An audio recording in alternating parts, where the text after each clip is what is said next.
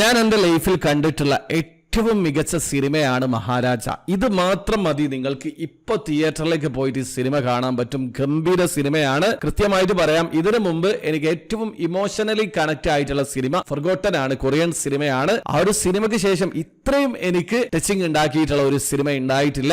ഒരുപാട് സിനിമകൾ എനിക്ക് ഇഷ്ടപ്പെടാറുണ്ട്, പക്ഷെ ഈ സിനിമ കണ്ട ഉടനെ അതിന്റെ പോസിറ്റീവ് നാലാളോട് പറയാനുള്ള ഒരു ടെൻഡൻസി ഉണ്ടായിരുന്നു. അത് മാത്രമല്ല, ഒരു സിനിമ എല്ലാവർക്കും ഇഷ്ടപ്പെട്ടിട്ടുണ്ടെങ്കിൽ അതിന്റെ ക്വാളിറ്റി നിങ്ങൾക്ക് മനസ്സിലാക്കാൻ പറ്റും. ഇതിലെ ട്വിസ്റ്റും കാര്യങ്ങളും അല്ല പറയുന്നത്. ഇപ്പൊ റീസെന്റ് റിലീസായിട്ടുള്ള തലവൻ സിനിമ നല്ല സിനിമയാണ്, പക്ഷെ അതിൽ നമുക്കൊരു 50% ആണ് ഇമോഷണലി കണക്ട് ആയതെങ്കിൽ ഇത് 100% കണക്ട് ആവുന്നതാണ്. അതുകൊണ്ട് തന്നെ ഈ സിനിമയെ കുറിച്ച് പറയുന്ന സമയത്ത് വല്ലാത്തൊരു അനുഭവം തന്നെയാണ്. അത് മാത്രമല്ല, തിയേറ്ററിൽ നിന്ന് ഇറങ്ങി വരാൻ പോലും തോന്നുന്നില്ല. ഒന്നിലധികം തവണ കാണാൻ തോന്നുന്ന ഒരു കിടിലൻ സിനിമയാണ് മഹാരാജ. സിനിമ കയ്യരുത് എന്ന് പോലും പ്രതീക്ഷിച്ചിട്ടുള്ള ഒരു കിടിലൻ സിനിമ. നിങ്ങൾ ഈ സിനിമ കണ്ടിട്ടില്ലെങ്കിൽ ഇനി റിവ്യൂ ഒന്നും കാണാൻ നിൽക്കണ്ട.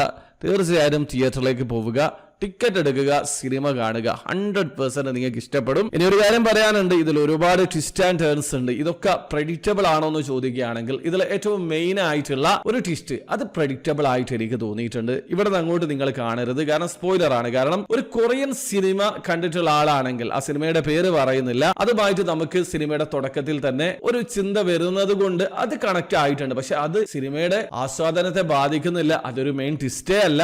അതിനിടയ്ക്ക് വരുന്ന കുറച്ച് ട്വിസ്റ്റുകൾ ഉണ്ട്. അതൊന്നും നിങ്ങൾക്ക് ഒരിക്കൽ പോലും ഗസ് ചെയ്യാൻ പറ്റില്ല. ചില സീനുകളൊക്കെ രോമാഞ്ചിഫിക്കേഷൻ ആണ്. അപ്പൊ ഞാൻ ഒരിക്കൽ കൂടി പറയാണ്, നിങ്ങൾ സിനിമ പ്രേമിയാണെങ്കിൽ, അത് ഏത് കാറ്റഗറി ഇഷ്ടപ്പെടുന്ന ആളാണെങ്കിലും ഈ സിനിമ ധൈര്യമായിട്ട് നിങ്ങൾക്ക് തിയേറ്ററിൽ പോയിട്ട് കാണാൻ പറ്റും. 100% നിങ്ങൾക്ക് ഇഷ്ടപ്പെടും. അപ്പൊ നിങ്ങൾ ഈ ഒരു സിനിമ കണ്ടിട്ടുള്ള ആളാണെങ്കിൽ സിനിമയെ കുറിച്ചിട്ടുള്ള നിങ്ങളുടെ ഒപ്പീനിയൻ തീർച്ചയായും കമന്റിൽ അറിയിക്കാൻ ശ്രമിക്കുക.